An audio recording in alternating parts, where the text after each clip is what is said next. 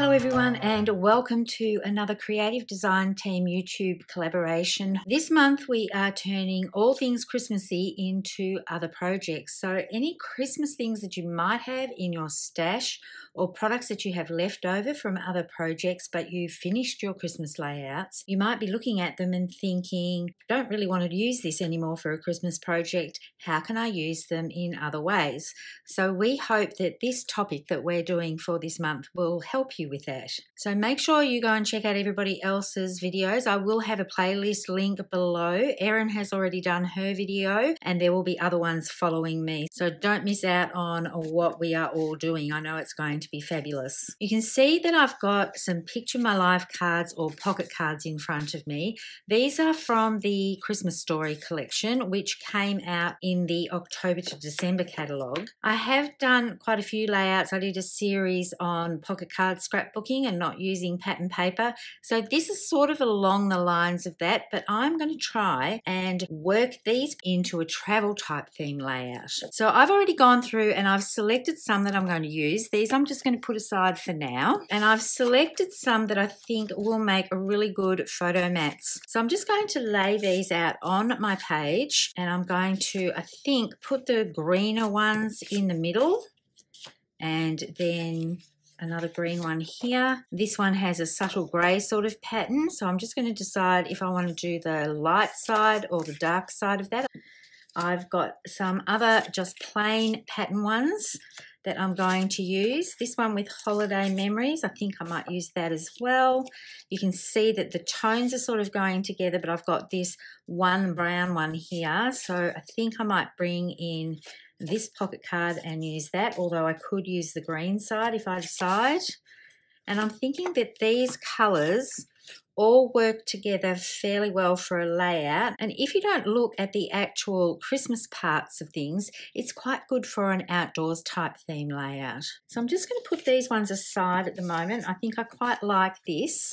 I'm still going to be using these, but I'm just going to put them aside because I want to cut some circles and things out of them. So I'm just going to bring in some photo place holders. I have trimmed these down by 1/4 inch just on two sides. So they are now 3 3/4 and 5 3/4, or in this case, 2 3/4 by 3 3/4. So just by taking 1/4 inch off each side still allows for enough of the pattern to show on the outside, but also it means that it's going to cover up the Christmas themed type paper. Now you might be looking at me covering these up and thinking it's such a waste of a design, but I do have a little trick to show you that you will be able to utilise to save some of these images. So this is looking pretty good so far, I think. You've got enough of a pattern with the grid here, the spots. I'm hoping you can see these subtle patterns on camera. This one here has the dark green. This pattern is the same on both sides, so it won't really matter which way I put them. And then what I think I might do is bring in some circles. Now I've got quite a few options with some circle die cuts. We have the mini circle, there is the open circle here. I've labelled them all on the back so I can remember what they are. The small circle shaker window. So I could use the inside of this or this one here. We've also got the regular circle thin cut, so I've picked 2 of those sizes out, and also the tags. And I think I might use a couple of these tags, but for now I'm going to concentrate on the larger pieces. So what I'm thinking of doing is creating a little bit of movement with these. So I'm going to look at the circles that I've picked out and work out what I want to cut. This one here, to bring in some more of the brown, I think I'm going to use just as a little tab holder. So I'm going to cut the 2 sides off these so that there's a little bit here. So there's a little bit poking out on each side of this. So there's a little bit of trimming to happen, a little bit of circle placement, and then there's also saving the parts of the insides of these pocket cards that I want to save. So how I've cut this, I could still fussy cut this element out and use it on the inside of a card or something like that.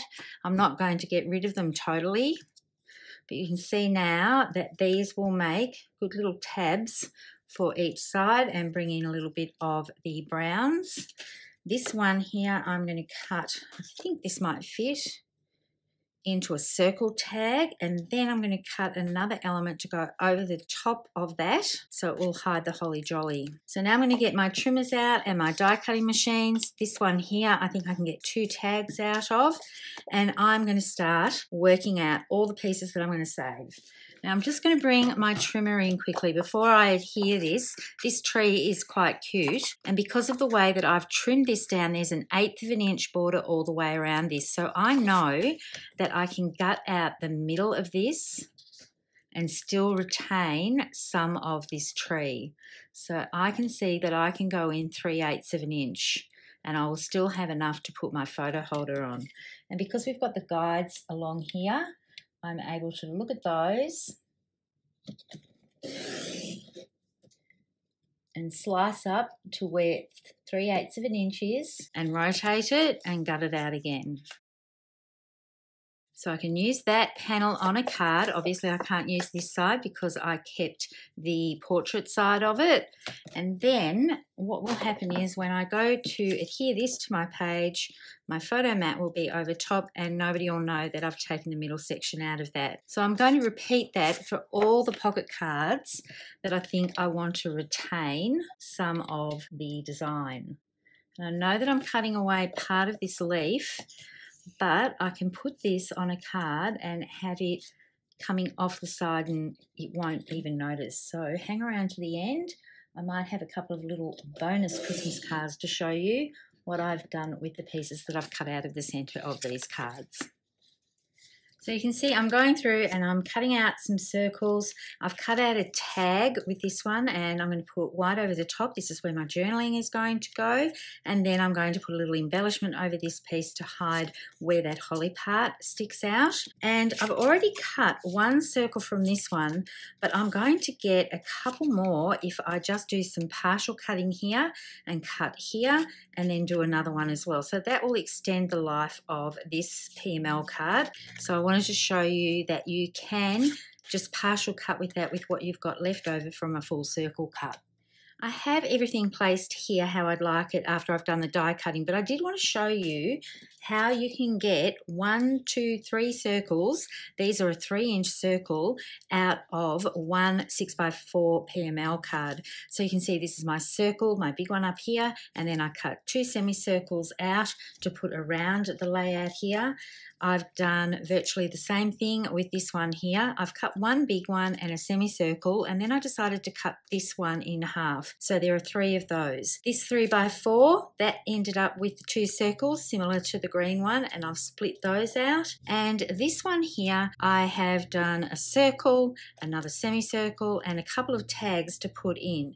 And you'll notice with every cluster of circles here, so I've got 1, 2, and then a big one over here, making the 3rd one, that these elements are all repeated. So there's a black plaid that is there in each of them. The stripe ones is there in each of them. The green ones are just around here. So I'm just trying to work out if I can fit the other green one in down here, but it looks a bit odd sitting out from there. So I think I prefer that up there. So I'm breaking that little rule of having one of each in each section of these. But I am quite liking this placement. And the reason why I haven't adhered these is because now I'm going to do some stamping onto these areas, and I'm going to bring in this Love and Right Now stamp set. This is in the current January, February, March catalogue, and it's got a lot of fabulous icons, and I'm going to try and use most of these on this page just to bring all of this together. So I love this little circle here, this loose drawing of a circle with the little dots. So this is the one I'm going to use in and around all of these circles. So I'm going to do this with Pewter ink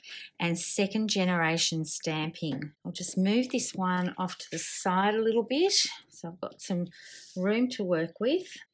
And I always do a little bit of a practice to see whether or not I like the 1st or the 2nd generation stamping when I'm thinking of doing something like this. I didn't want to do it in the black would be too strong, but I think the 2nd generation of pewter will work really, really well. So this has been seasoned, so I'm just inking this up. I'm going to move these out of the way. I have taken a photo of this so I can go back to my layout, and I'm going to stamp off and then stamp here, and then I'm going to see how I like the look of that. And I love how that's coming out. So I'm just going to keep doing this, and I'm going to rotate it whenever I go to use it. So I'm going to move these out of the way and put another one in here.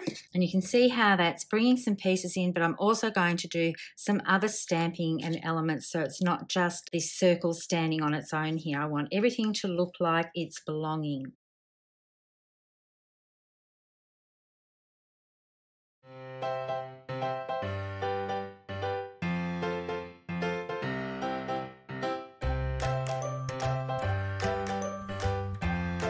Now that all the stamping is done, I've gone ahead and I've adhered my circle elements, and you can see I've put some twine onto my tags. This one here I've got coming straight down, and I've put this one on a little bit of an angle.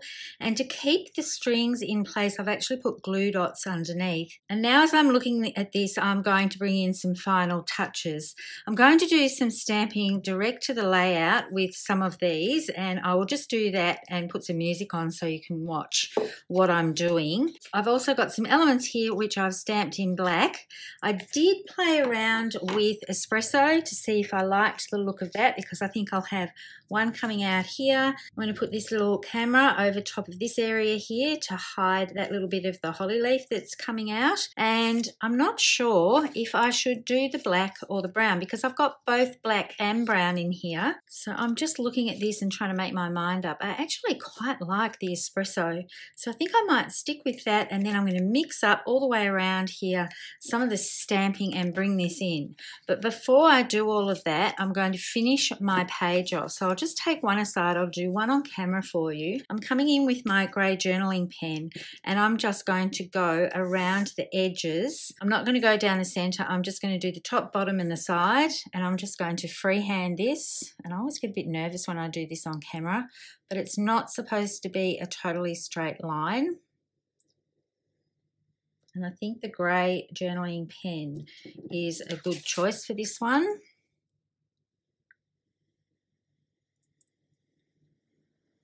Now, there are tricks that you can do. You can put your hand on the edge of your Versamat and help that guide you. And I haven't really gone far enough, but that's okay. I can just do this because I'm going to do a little bit more treatment to this with some stamped images, just to finish all of this off. And I don't mind that it's not totally straight. If I wanted it totally straight, I would have got my ruler out. And then I'll just finish off this side. And you know, if you think that you've gone too far in from the edge of your page, it's quite easy just to add another line in and make it look like a double line, and that was all supposed to happen.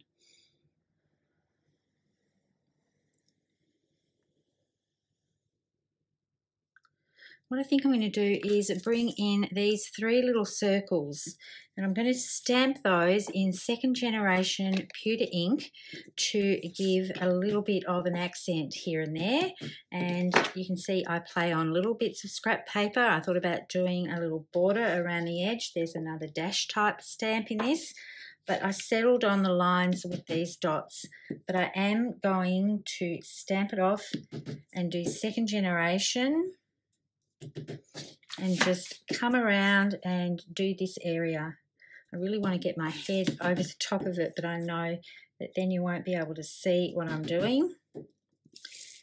There's no real rhyme or reason to where these are going. I'm just going with the flow and stamping them wherever I feel it might be best. And then I can do the other page. So that's that part done. So I've got grey and black and brown and green, but I quite like how all of this is working together. But I think now that I'm looking at it, I keep changing my mind. I'd like to know what you think, whether the black or the espresso works. I think I'm going to go with black. So let's adhere that bit down, and then I'm going to go around and put in some of these little stamps as well. I've tucked that under there to make it look like it belongs, and then I can put my little camera up here. Now when I fussy cut this one, I actually cut the corner off, but if I put it over the top of the white there, no one is ever going to know. And I'm really happy that I've chosen the black. I think if I'd done more stamping in the espresso colour or second generation of toffee or something like that, the brown stamping would have worked. But because my background stamping is in the greys and my lines are in the greys, I think it's the black for the win. Now, a little tip with what you can do with laying out your stamps is working out where you think they might want to go. So this one says incredible moments. I think I want to put one that says so very happy. So the logical place for me for that is just up here. Fun times, I can nestle that in amongst this area. So doing this sort of process is all about putting my stamped images, the stamped things that I'm doing here, in and around the areas where my original stamping was.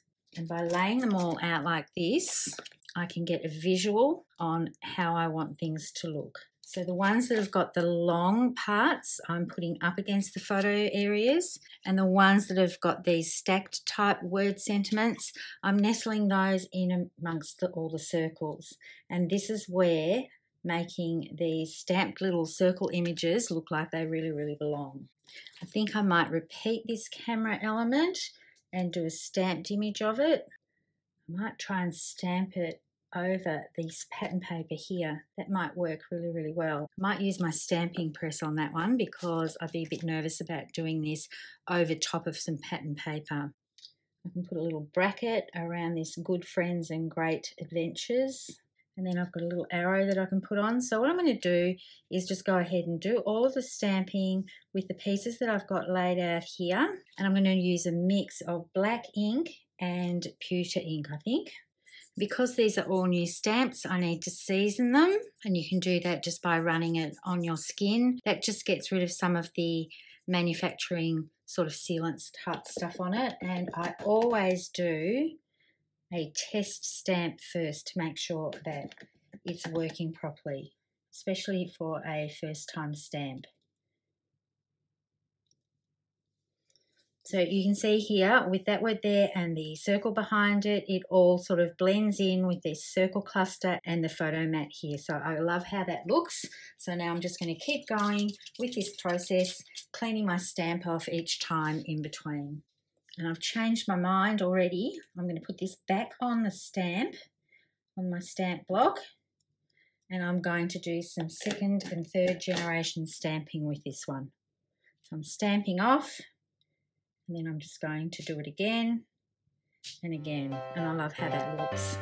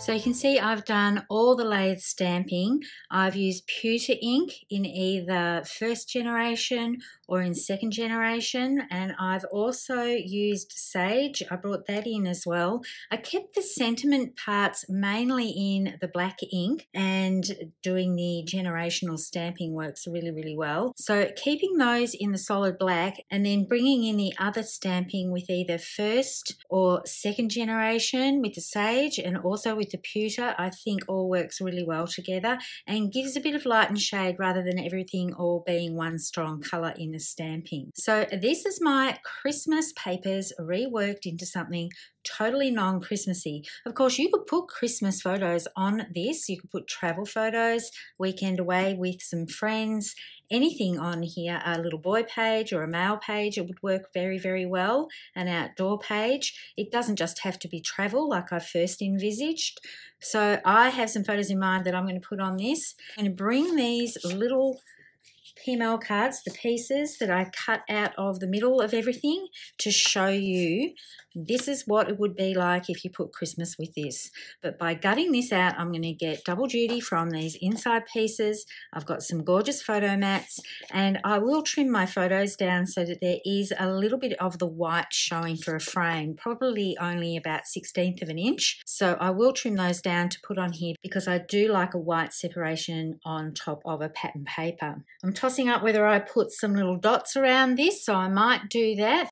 Now I'm going to think about what I'm going to do with these leftover little pieces of my PML cards and possibly make them into either some tags or some Christmas cards to show you. There will be a link for a playlist below so you can check out what the other members of the creative design team are doing with their Christmas products reimagined into non-Christmas layouts or projects. Thank you so much for tuning in. I hope to see you next time. Happy crafting and bye for now.